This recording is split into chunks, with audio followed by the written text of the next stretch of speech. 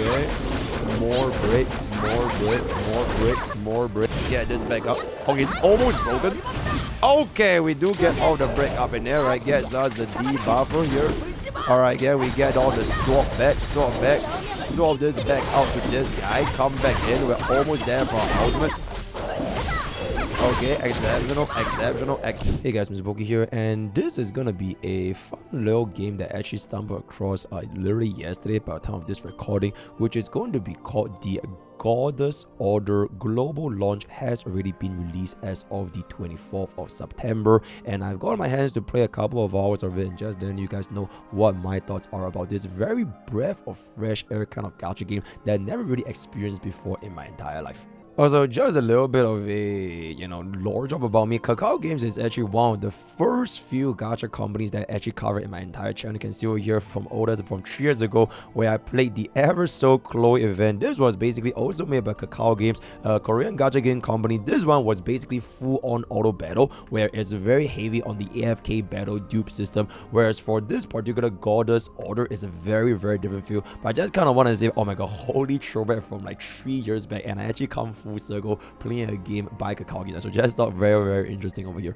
So Goddess Order is basically going to be a real-time action combat game where there's gonna be zero auto battling, which is reason why every single one of your moves, so your moves, WASD, your parry, dodge, counter, swapping in your teammates, when do you use your moves, when do you use your ultimates, your skills, it is gonna be completely in control by you as a player. Everything will be dependent on quite literally your skill issue, whether or not you can clear the football stages, as well as some of the end game content this game has to offer. Oh my god, oh, it's not an auto battle. Is that WASD? This is like spacebar. I guess it's more like when you're playing on the phone, right? When I'm playing on the phone. Holy!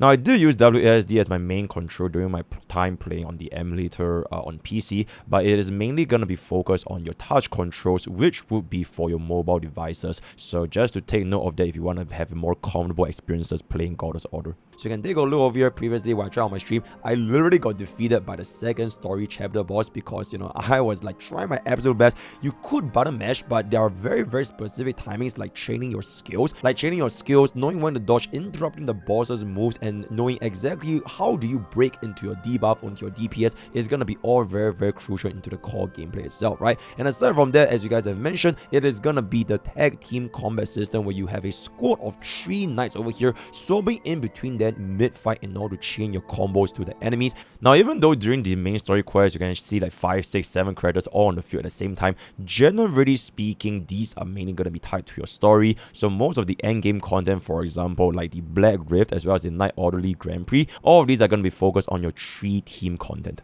Did I lose?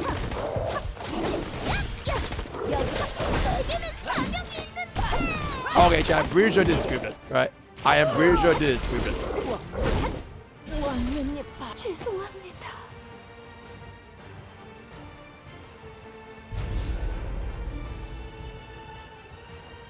Wait, it's not scripted? At this current moment, there are going to be 21 different playable heroes summoning across the 5 classes as well as elements with each of their unique skills, ultimates, as well as link combinations.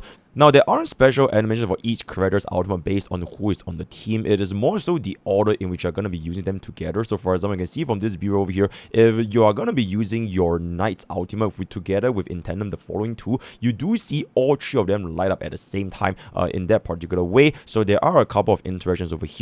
And there are also solitary skill passives that are activated with certain units on the team, but they don't really have unique ultimates in that sense. Oh my god, it makes enemies dance with her.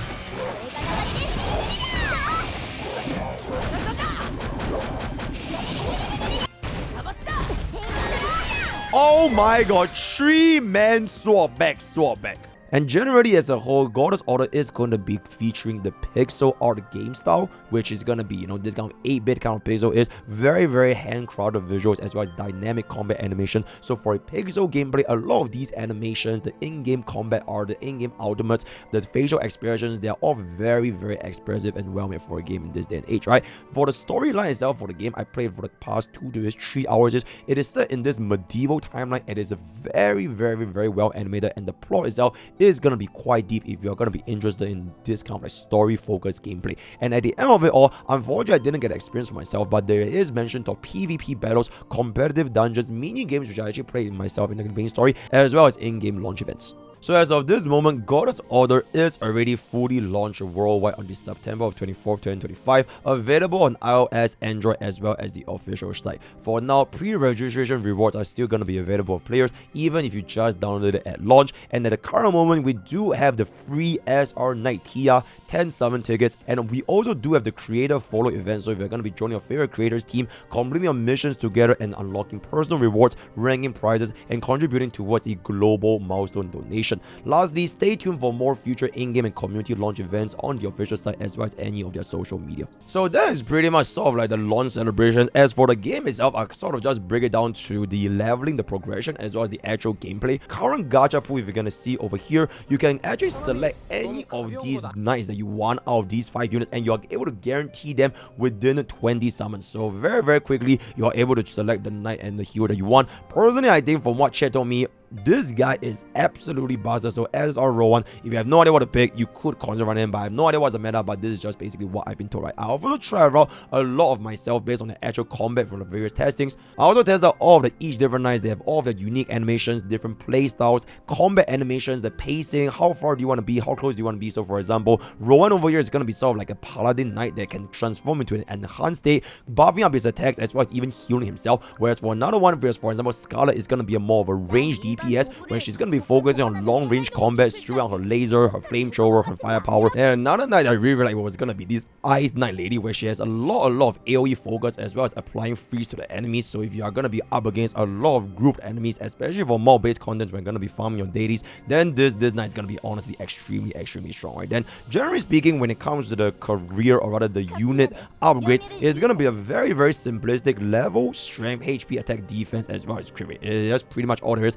Extremely straightforward for every single one, and the depth of this gameplay is more so towards the actual control of a unit itself rather than increasing all the different stats, right? So from the info over here, we can see the relic, which is the equivalent of like light cone or the unique equipment or like the signature weapon, artifacts, whatever you want to call it, and you can essentially change this for any of these over here, but they do have to match their corresponding classes. So for example, this is going to be a fighter exclusive, this is going to be a trickster exclusive, and this is going to be a breaker exclusive, right? Breaker, I'll get into it in a little bit more in the combat section. For this gear, is going to be the very standard gear system progression that you're going to be seeing very commonly. It's only 4 pieces, which is going to be this that you're going to be getting for the class, and then this is going to be the ring, which is going to be level 45, so that's going to be not anytime soon. And then for the skills are what going to be what you want to use during the gameplay itself. You can upgrade each of these skills upon level 25, but they are all completely unique to one another between the SRs, SSRs, whatever it's going to be. Every single one of these knights will have their unique abilities as well as their combinations when you use the skills, dodge, parry, all that kind of stuff. So quite a lot of that can be expected when you want to go into Goddess Order.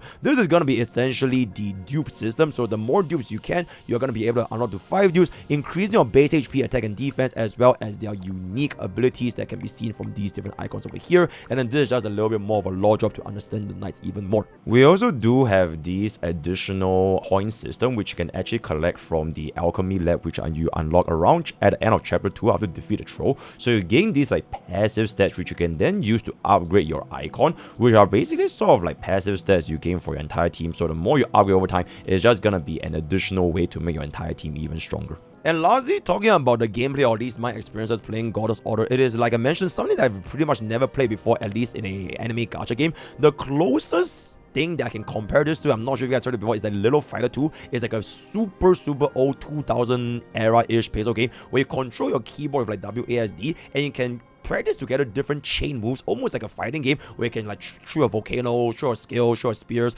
All the different units, all the different heroes will have their respective abilities, and this is sort of like the closest thing that I can think of. But me personally, I am not somebody that actually plays these kind of games that much, so it was a very new experience for me. So for me, you basically have one skill, one ultimate, swap between your 2 units and then your normal basic attack. And then when the enemies are gonna attack you, you want to press dodge so they can actually dodge or parry the moves. And if you do it at the perfect timing, you're able to do a devastating parry or a counter attack, right? So that is pretty much the generic scope of the game. Basically 5 main buttons, but each of these buttons also have their different depths. So for example, you can press and hold your attack or press and hold your skill, all of them will have their different abilities, and if you can chain your swaps within your teammates back and forth in a certain order, you will gain a lot of benefits. So for example, there's this team bar momentum where if you are logging that, swapping into your character actually allows them to stay on field. So for example, if you want to swap from a debuffer like a Trister, swapping into your breaker, which they can then deal with the enemy's toughness bar, allowing them to reach the break state a lot quicker, which then allows your final DPS to get in to deal the highest amount of damage possible. So this is just a super surface level, very brief understanding of the game itself, but I can definitely see a lot of depth that can be happening if you're going to be playing this game long term, as well as all of the different units that you're going to be uncovering, because I literally only play with 3 characters and there's just so much depth within the first couple of hours.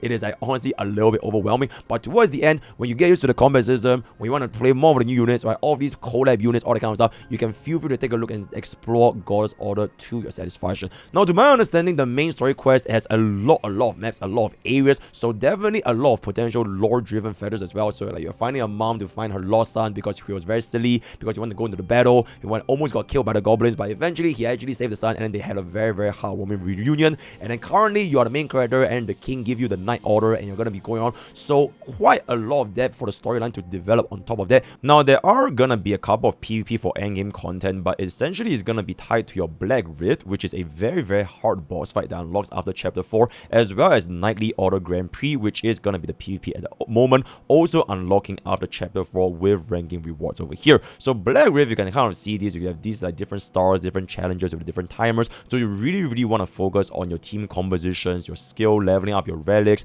leveling up your weapons, leveling up your characters in order to get the best performances in this, what I'm assuming is gonna be the actual endgame content of this game. So on top of the Black Rift as well as the Nightly Order Grand Prix, there's also gonna be a alliance, which is basically gonna be the guild content. Although this is gonna be a little bit more in the early state, more guild related content will be launching with this game as the game progresses. And on top of all these, we also have the Northern Front, which are essentially difficult stages thrown at you for you to destroy as well as conquer. For the Black Rift, it is basically like your boss raid for more loot and resources, and the difficulty really gets you to test your skill as a player, which is pretty much the true endgame content right now, because you literally need to train 9 different nights, which is 3 nights per boss stage, to go through 3 boss stages per fight, right? So if you're thinking about the endgame loot content, then this is pretty much gonna be it.